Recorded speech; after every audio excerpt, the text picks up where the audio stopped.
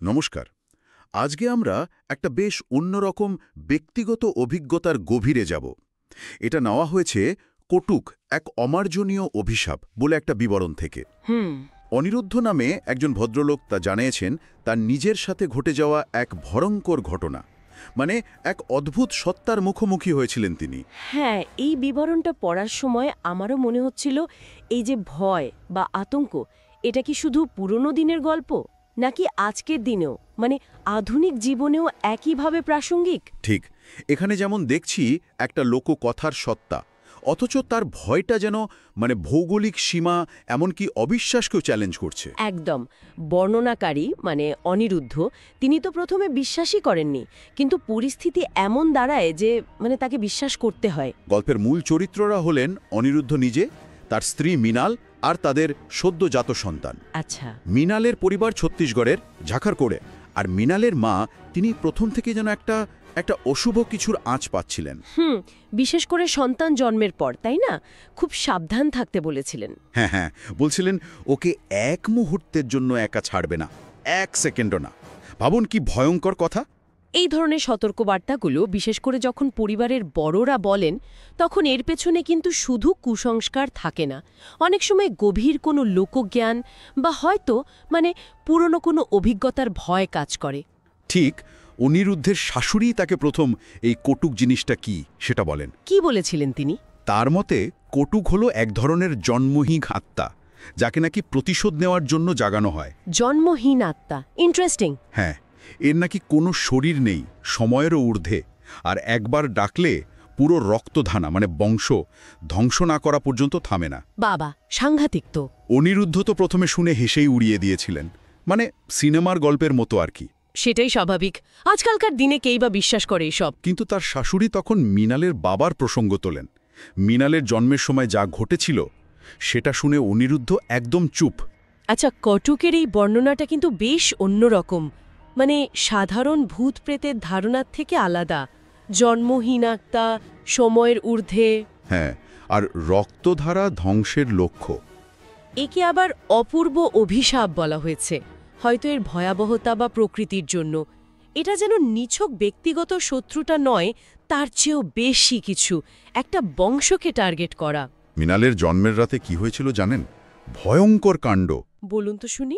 হাসপাতালে হঠাৎ কারেন্ট চলে যায়, তারপর একটা তীব্র পচা গন্ধ, খুব বাজে একটা গন্ধ।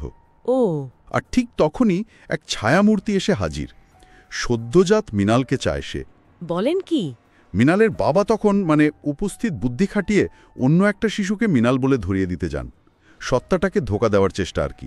চেষ্টা করেছিলেন, কিন্তু লাভ হয়েছিল না, চেষ্টাটা ব্যর্থ হয়, আর তার ফল হয় মারাত্মক। সত্তাটা মিনালের বাবার ঘাড় মুছড়ে মাথা ছিঁড়ে নেয়। কি ভয়ঙ্কর! এই ঘটনাটা কিন্তু কটুকের কাজের ধরন আর তার একটা দুর্বলতা দুটোই সামনে আনে। দুর্বলতা কিরকম? এই যে তাকে ধোঁকা দেওয়ার চেষ্টা করা হয়েছিল, যদিও এখানে কাজ হয়নি, উল্টে ভয়ঙ্কর পরিণতি হলো, কিন্তু বোঝা গেল যে তাকে হয়তো বাগে আনা বা ধোঁকা দেওয়া সম্ভব। এই ব্যাপারটা পরে কাজে লেগেছিল। ঠিক, পরে অনিরুদ্ধ নিজেও এর মুখোমুখি হন। ওহ, তাই নাকি? কখন? একদিন অফিসে কাজ করছেন ঘরে বসে, হঠাৎ টের পেলেন ঘরের মধ্যে কেমন একটা ঠান্ডা স্রোত বইছে, আর কারা যেন ফিসফিস করে কথা বলছে। কি কথা? শুনতে পেলেন, আমি একদিন আগেই চলে এসেছি। একদিন আগে? যা আসার কথা ছিল তার আগে? হ্যাঁ, আর তারপর দেখেন সোফায় বসে আছে একটা সত্তা, রক্তশূন্য ফ্যাকাশে চেহারা, দৃষ্টিহীন চোখ তাকিয়ে আছে তার দিকে। সর্বনাশ! কিন্তু মুহূর্তের মধ্যে সেটা ধোঁয়ার মতো মিলিয়েও যায়। এই যে আগে ভাগে দেখা দেওয়া, এটা কেন? শুধু ভয় দেখাতে, নাকি সত্তাটা এতটাই আত্মবিশ্বাসী যে আগেই জানান দিচ্ছে? বলা মুশকিল। ওর ওই রক্তশূন্য দৃষ্টিহীন চেহারাটাও ভাবায়, হয়তো ওর অপ্রাকৃত উৎস বা ওর উদ্দেশ্যটাকেই এটা তুলে ধরে। শিকারের উপর একটা চরম মানসিক চাপ তৈরি করাও হতে পারে। এরপর চূড়ান্ত ঘটনাটা ঘটে মিনালের প্রসবের সময়। আবার সেই একই সময়? হ্যাঁ, আবার সেই একই লক্ষণগুলো দেখা দেয়। আলো নিভে জলে সেই পচা গন্ধটা। অনিরুদ্ধ নিশ্চয় বুঝে গিয়েছিলেন। একদম, উনি বুঝে যান কটুক এসে গেছে। এক মুহূর্ত দেরি করেননি, স্ত্রী আর সদ্যজাত শিশুকে তাড়াতাড়ি কম্বলে জড়িয়ে লুকিয়ে ফেলেন। তারপর কাছেই একজন নার্স ছিলেন ডিউটিতে, তাকে দেখিয়ে চিৎকার করে ওঠেন, এই আমাদের সন্তান। ওহ, আবার ধোঁকা দেওয়ার চেষ্টা? হ্যাঁ, আর এবার কাজ হয়। কটুক সেই নার্সের উপর ঝাঁপিয়ে পড়ে এবং তাকে হত্যা করে। কি সাংঘাতিক! কিন্তু বাচ্চাটা আর মৃণাল বেঁচে যায়। এখানেও দেখুন অনিরুদ্ধর উপস্থিত বুদ্ধি কাজে লাগলো, আর কটুক আবার প্রতারিত হলো। এতে মনে হয় এই সত্তাগুলো হয়তো কোনো নির্দিষ্ট নিয়ম বা ধারণা মেনেই চলে। হয়তো ও সরাসরি রক্ত চেনে না, শনাক্ত করতে হয়। এইখানেই ওর দুর্বলতা। যখন পুলিশ আসে তখন দেখে ঘর রক্তে ভেসে যাচ্ছে, নার্সের ছিন্নভিন্ন মাথাহীন দেহটা পড়ে আছে। ভাবা যায় না। অনিরুদ্ধ, মৃণাল, শিশুটি ওরা প্রাণে বেঁচে যায়, কিন্তু অনিরুদ্ধ জানেন বিপদ আসলে কাটেনি। তা তো বটেই, কটুক তো মরেনি। হ্যাঁ, শুধু ভুল পথে চালিত হয়েছে। তাই অনিরুদ্ধ আজও প্রতি রাতে জেগে থাকেন, পাহারা দেন, কটুকের ফিরে আসার অপেক্ষায়। এই ধরনের অভিশাপ বা সত্তার ধারণাগুলো এমনই একটা চিরস্থায়ী ভয় তৈরি করে। লড়াইটা তখন শুধু বাইরের শত্রুর সাথে নয়, নিজের ভেতরের আতঙ্কের সাথেও। ঠিক, অনিরুদ্ধর জীবনটাই এখন একটা অন্তহীন অপেক্ষা আর পাহারায় বন্দী।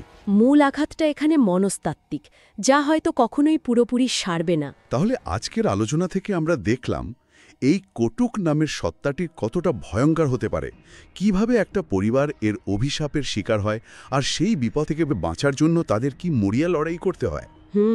এই বিবরণটা একদিকে যেমন অতি প্রাকৃত ভয়ের কথা বলে, তেমনি মানুষের টিকে থাকার যে অদম্য ইচ্ছা, সেটারও একটা ছবি তুলে ধরে।